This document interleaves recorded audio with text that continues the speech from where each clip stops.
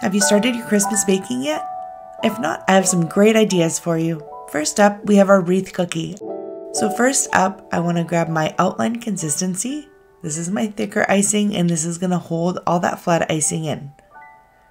And I just chose this style of cookie cutter. For this cookie, it can be a circle cookie, it can be, a fluted edge like this, or whatever you have on hand. Sometimes I like to include this one in my designs because it's a very versatile shape. It gives a little interest to your cookie set as well. And I like using this cutter a lot. So I like having ones that I can use for multiple sets. And so then you're always getting use out of it. So whenever I'm doing a design like this, where there's sort of inward corners, I always make sure to overline those. So flood tends to want to float outwards on the cookie. So when you have an edge coming inside, the flood wants to, cover that edge and head towards the outside of the cookie. So I always make sure I kind of overline those sections, and then that way the flood stays nicely there and it doesn't kind of fall through those cracks. And then I'm going to go in with my flood icing. If you need any help on icing or how to bake cookies properly, ones that hold their shapes really well, I have all those tutorials on my channel. You can take a look. And I'm using tipless bags here. So these are basically bags that are meant to be used without tips, where we just cut the little tip off the plastic and we use it like that. If you have not given them a try yet, I urge you to give them a try because they are so easy to use and there's so many things you can do with them.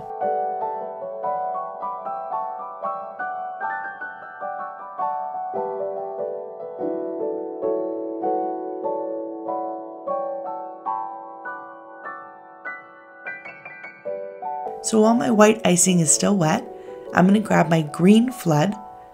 So now we're using the same consistency here. We're using our flood white and then our flood green. And the reason I want it to be wet is you'll see in a minute, we're going to drag our scribe through the icing here.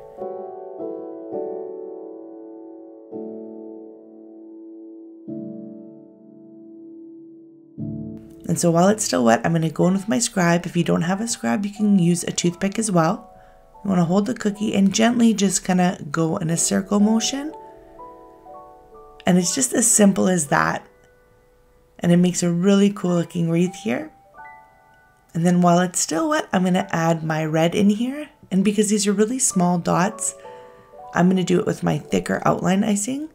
You can do it with your flood, but my flood bags usually tend to have bigger openings because I'm usually flooding bigger areas. So when I'm doing really small details, I like to use my outline consistency. And then now that the bottom layer, base layer here has dried, you can see that the red icing is coming on top of the green and white icing. I'm just going to do like kind of a figure 8 here to make a nice bow. And again, this is using my outline consistency so it holds its shape nicely. And then with my yellow outline consistency, I'm just going to add a few dots here just to give it a little pop of color and make it nice and festive looking.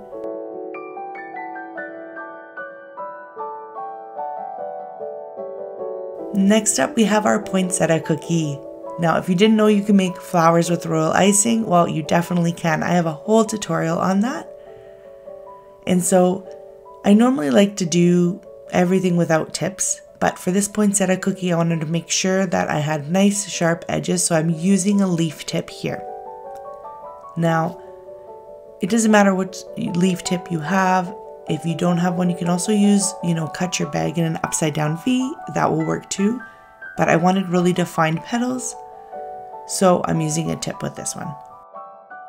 Now, you need really stiff royal icing for this. So normally I say I use my outline consistency, that's my stiff icing, but you want super stiff icing. So notice that my petals are kind of coming upwards and it's almost staying there. So that means my icing is not going anywhere. So if you have thick icing or your outline icing, you want to add a few spoons of powdered sugar, to your bowl of icing and then stir it in. And that way you'll get it nice and stiff. Basically, when you take your spoon out of your icing, you want it almost standing straight up. And if you give it a little shake in the bowl, it's still staying in its spot. It's not melting back together, then it's okay. You notice I'm piping these on top of the first layer. and they're not melting together. They're all holding their shape. So normally with icing that's a little bit looser, or like your outline sometimes with a little wiggle, or if you kind of wiggle it with your bag or you're touching it too much, it kind of settles and it smooths out. But this is not. So it's really, really stiff icing. And this is how you get nice crisp leaves. If you notice your icing is melting or it's not holding its shape properly, you definitely need to add some more powdered sugar to it. Stir it in. You don't want to use your mixer and over mix it. Just with a spoon is fine. And at first it looks really, really thick. And then you just keep stirring until everything's combined. And then you'll see that it's nice and stiff and it's perfect for flowers. So I'm basically just putting pressure, and as I get to the end of the leaf, I'm just pulling away and like letting go of the pressure at the same time. And just keep going until you feel like your poinsettia is nice and perfect. You know, you can do a couple layers or 3 layers here like I've done. Just kind of keep going until the petals all come back together nicely. And for the smaller petals on top, I'm just putting less pressure. And then I'm just going to add a few brown dots for the center here. This is my outline consistency again. And notice that I'm not waiting for anything to dry, so this thick icing holds its shape. You can pipe different layers and everything stays in its spot. And then to add some more festive color, I'm using my green outline consistency, and I'm just going to add a few dots. Someone told me a long time ago, you know, things in 3 always look nice. So I always try to kind of keep it in, you know, 3 dots here, 3 dots there. And it just brings a little more color to this cookie and ties it in with the set really nicely. One thing I love about Christmas cookies is it's only kind of a few colors. You got red, green, maybe a little bit of yellow or brown, and you can make so many different designs with those colors.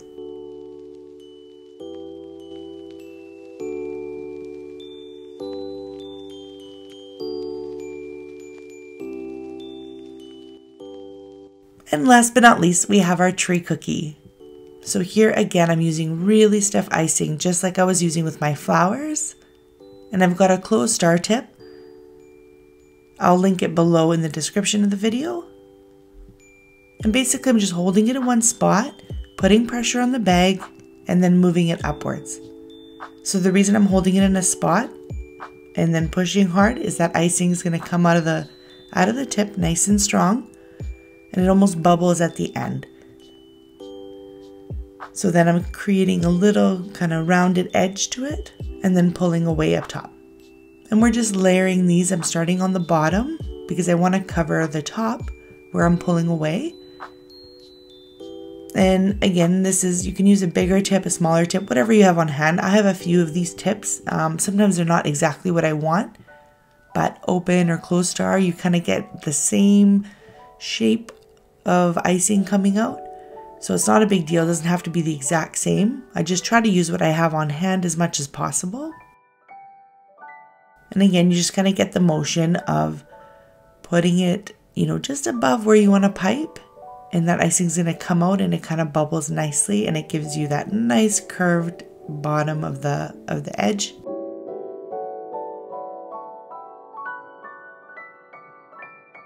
And as we get to the top, I'm just going to do the both outsides, and then the inside I'm going to do as last, and just kind of make it as nice as possible on the tip.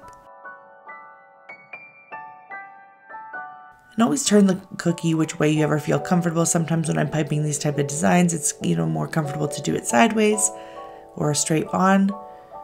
And then here, just to keep it simple, I'm going to use my brown outline consistency icing and just pipe a few lines up and down. And then I have some gray icing here that we're gonna make like a string of Christmas lights going across. I'm using gray just because I had gray on hand and I didn't feel like making another color. So you can use black or, you know, whatever color you basically want to. And this is my outline consistency here as well.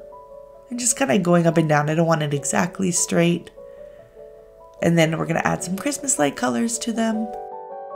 So I have some red and yellow on hand from before, and this is my, again, outline consistency, and just basically making dots going up and down on that sort of gray line that I drew. Make sure you're leaving a little bit of space for that second color in between, And they don't have to be perfect. You just some kind of piping dots and just connecting them to the gray kind of line across.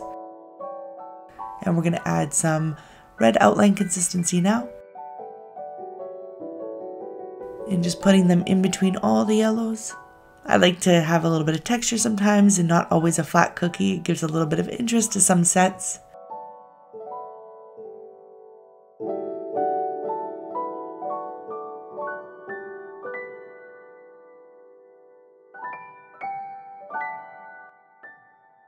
And here I'm just going to put some of this like sugary sprinkle on here just to make it look a little bit snowy. I hope you guys get a chance to make these cookies for your holidays. And as always, happy baking!